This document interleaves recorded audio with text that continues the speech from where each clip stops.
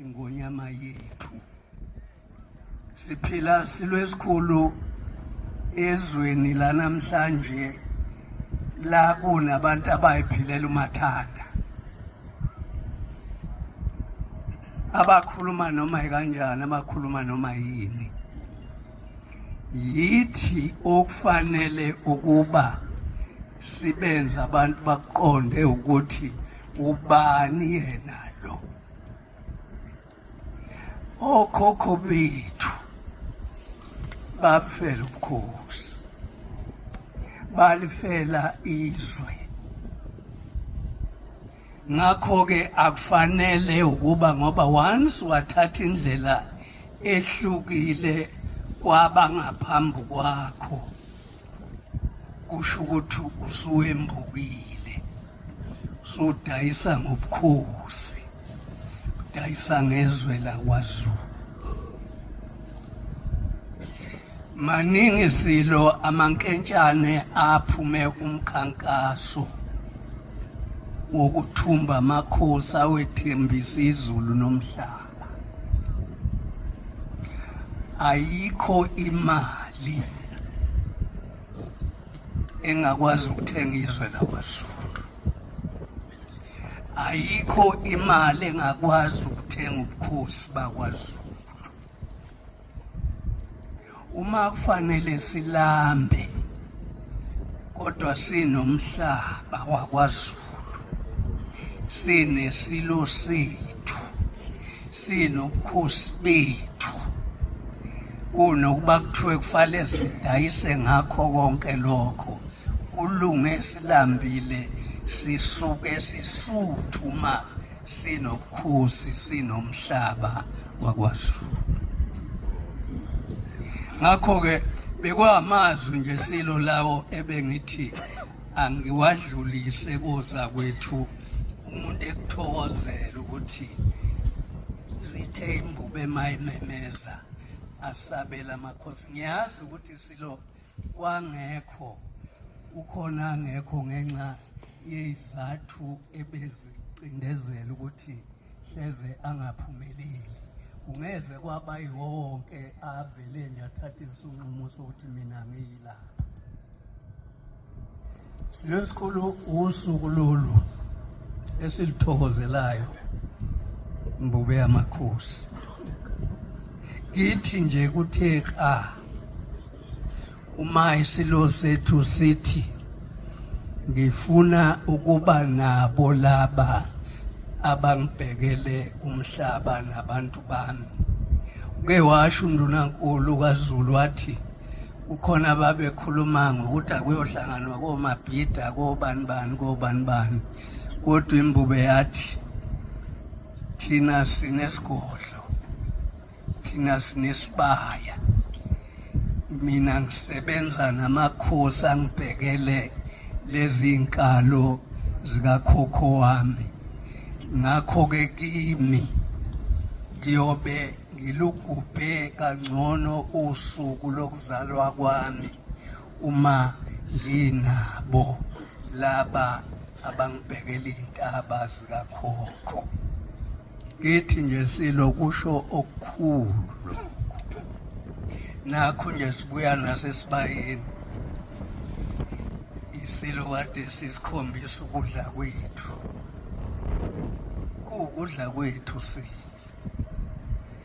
okufanele ukuba sifike makudinga sikudle, kudliwe yithi.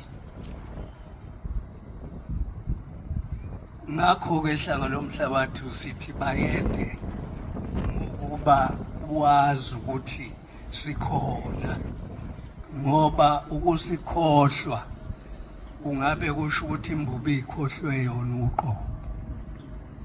Sithi-ke ihlanga lomhlabathi njengoba ugubha usuku lokuzalwa egameni lozakwethu, khula, ukhule uze udlule okhokho bakho.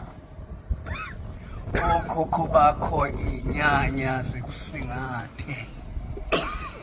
Siyazi ukuthi akekho umuntu, ngisho nathi nje siyamakhosi lapha phansi, sinabo abangasifisela okuhle, kodwa sengathi konke lokho kungaba uNkulunkulu okulwelayo nokuphendulelayo nokwaziyo silo ukuba akulekelele athayisele ubuhlakani buhlale njalo buthayiseleka bukhula bokhola lesizwe esikhulu kangaka. uNkulunkulu akuphe amandla ukuba ukwazi ukusihola.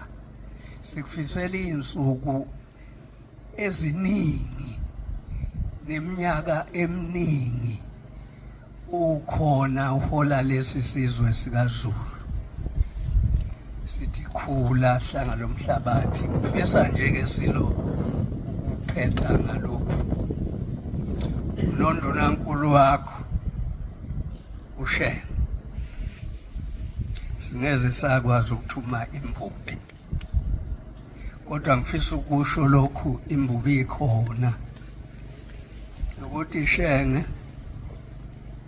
imithetho le ebusa thina makhosi ayikhandwanga ngenhloso yokuba ikhulisa ubukhosi bukaZulu, yakhandelwa ukuba izoqeda ngabo.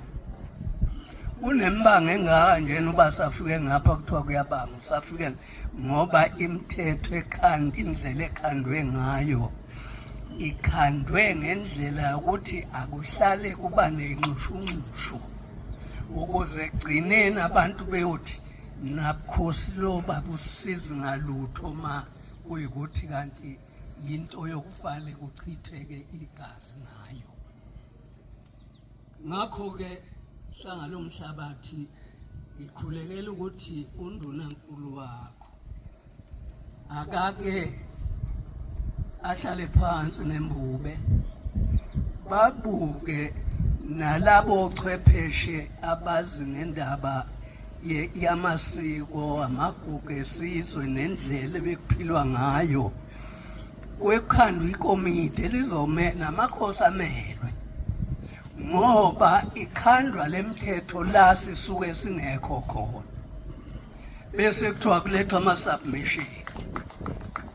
Lawo ma-submission kusuke sekuyi-formality sebeqedile.